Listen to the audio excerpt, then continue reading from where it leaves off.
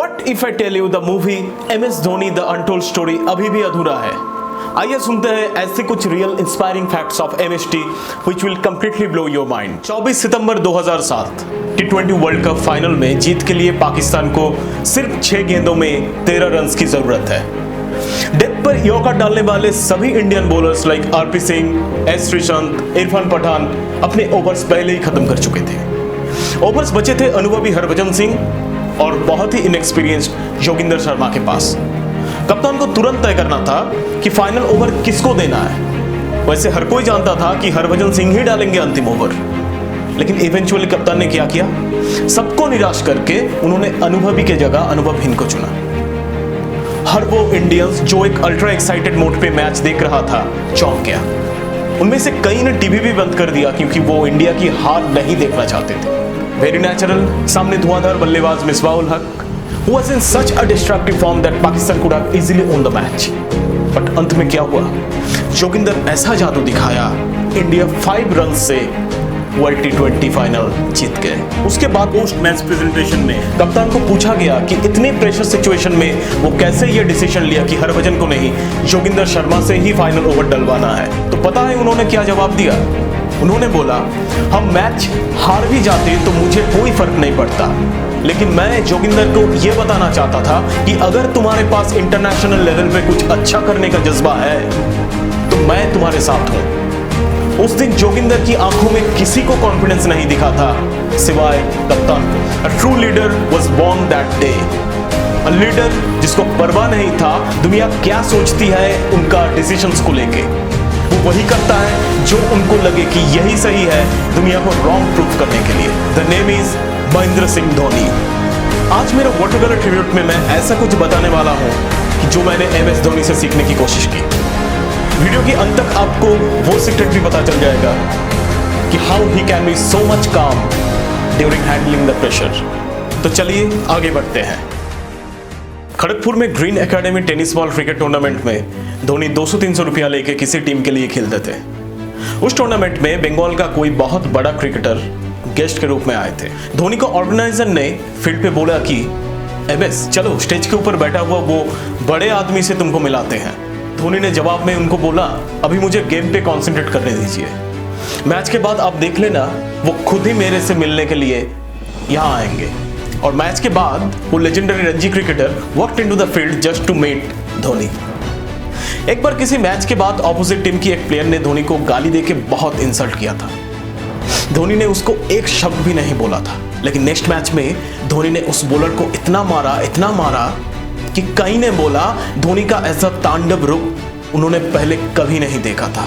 एक टूर्नामेंट के किसी एक मैच में ऑपोजिशंस को लास्ट ओवर पे 8 रन की जरूरत था।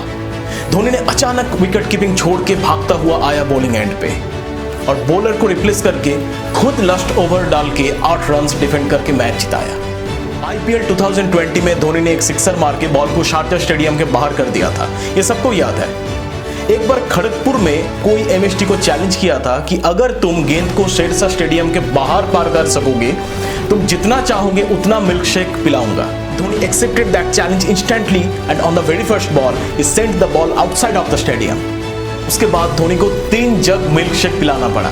जब धोनी ने इंडिया A में सिलेक्टेड हुआ तो प्रैक्टिस के टाइम आकाश चोपड़ा एक दिन उनके पास आके बोला, अगर तुम ऐसे ही लंबे बाल रखोगे तो भैया मान लो इंडियन टीम में कभी तुम्हारा सिलेक्शन नहीं होने वाला। फिर धोनी इंडिया A के लिए एक ट्रायंगुलर टूर पे जिम्बाब्वे और केन्या में गया।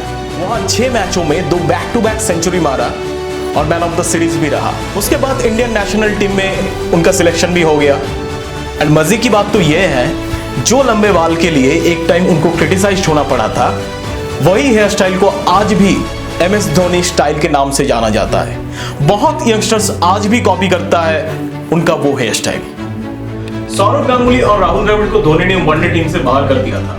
विद ड्यू रिस्पेक्ट, इसका रीजन यही उन्होंने बताया था कि वो दोनों लेजेंडरी क्रिकेटर टाइम के साथ साथ बहुत ही स्लो फील्डर्स बन चुके थे। धोनी का यह डिसीजन बहुत ही क्रिटिसाइज हुआ था उस वक्त, लेकिन आज के टाइम पे देखा जाए तो क्रिकेट इतना इंप्रूव हो चुका है कि जिस टीम में जितना ज्यादा अच्छे फील्डर्स है वो उतना ही ज्यादा कामयाब है। ये MS का एक वाइड विजन था जो हम तब समझ नहीं पाया, लेकिन आज हम समझ सकते हैं कि ये कितना सही डिसीजन कितना सही टाइम पे लिया गया था। हम सब कितनी छोटी छोटी बातों पे नाराज हो जाते हैं, गुस्से में उल्टा सीधा स्टेप्स ले लेते हैं, कोई कुछ बोल दिया तो उसको मार के दांत तोड़ देते हैं।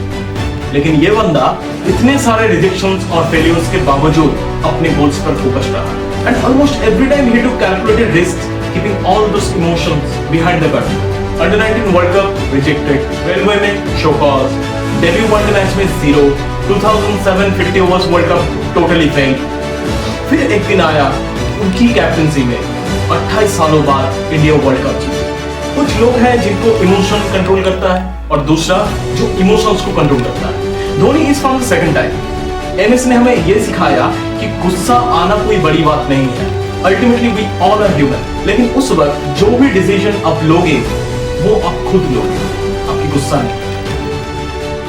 महाभारत की युद्ध जब चल रहा था तो अर्जुन युद्ध की अंतिम परिणाम क्या होने वाला है उसको लेके बहुत ही परेशान थे।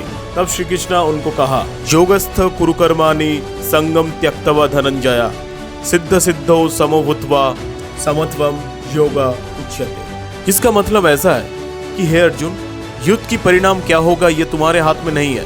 तुम्हारे हाथ में है तुम युद्ध जीतने के लिए कैसा एफर्ट दोगे। सक्सेस और फेलियर के बारे में जब हम सोच के काम करते हैं तो बीच में इमोशंस आ जाते हैं। अगर हम इमोशंस के आधार पर कुछ डिसीजंस लेते हैं तो वो ज़्यादातर गलत ही होता है। इसलिए हमें लाइफ में हर सिचुएशन में जो भी डिसीजन लेना है वो इमोशन के आधार पर नहीं होना चाहिए। This is the thing what I learn from MS Dhoni and I think ये गोल्डन रूल ऑफ लाइफ हम सबको ही फॉलो करना चाहिए। So what is the golden rule you follow in your life, हमें कमेंट करके बता सकते हैं। अगर मेरा ये वाटर कलर ट्रिब्यूट आपको पसंद आया, लाइक कमेंट और शेयर ज़रूर कीजिए और मेरा इस पेज को फॉलो करना मत भूलिए। And also don't forget to subscribe my YouTube channel too. Thank you.